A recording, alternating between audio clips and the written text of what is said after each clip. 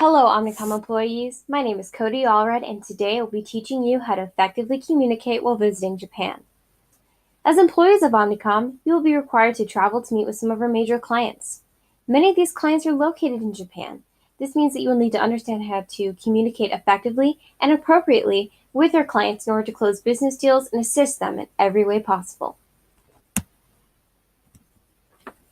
The first step to being able to effectively communicate in Japan as Kamasiko employees is knowing more about Japan and its culture. Part of our mission at Kamasiko is treating all of our clients with equality and respect, so it's important that you understand that Japan gender roles are still very divided. Women are still considered as lower social standing than men, and men are seen as the main breadwinners in their families. Their families are usually nuclear and centered around their children. Society and economy in Japan are centered around agriculture, fisheries, and forestry, but have begun to place importance on manufacturing, wholesale retailing, and the service industry. Finally, it's important to understand that some of Japan's key values are placed on respect and loyalty.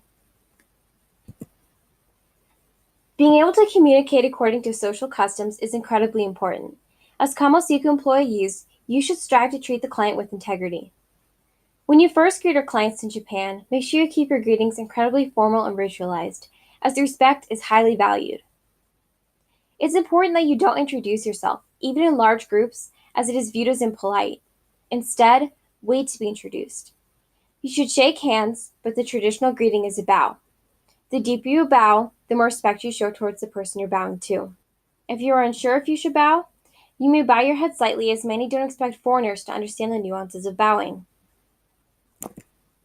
Next, you need to be able to effectively portray Kamasiko's message. So, when speaking and interacting with the client, watch your facial expressions, tone of voice, and posture.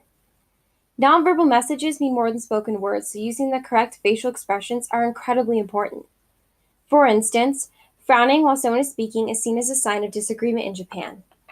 And looking into someone's eyes is disrespectful, especially if they're a senior business associate. So, make sure you avoid eye contact, especially in crowded situations, in order to remain respectful to the client. Finally, watch your personal space. Many Japanese prefer to have at least an arm's length of space between them and the speaker. Just as what you say is important, so is what you wear, as it reflects upon Kamasiko's image. You should dress to impress smartly and conservatively. Men should wear dark suits with a white shirt and a tie, while women should wear their hair tied back. Women should avoid wearing jewelry or short skirts. When setting up a meeting to meet with our clients, make sure you make an appointment several weeks in advance over the telephone, email, or fax, rather than in person. When you show up for that meeting, make sure you are punctual, never be late. Being on time is highly valued in Japan. If you are late, it is incredibly disrespectful. At the meeting, the most senior business associate will be furthest from the door, with the most junior businessman closest to the door. Show the appropriate amount of respect towards both of these individuals. If you are presenting at one of these meetings, keep them formal and stick to the facts. Don't worry about gimmicky designs, and material should be handed to each individual.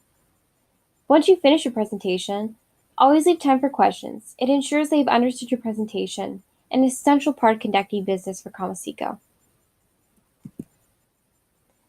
I hope that after viewing this presentation, you have gained knowledge about how to successfully communicate and conduct business in Japan, in both social and business settings for Kamasiko.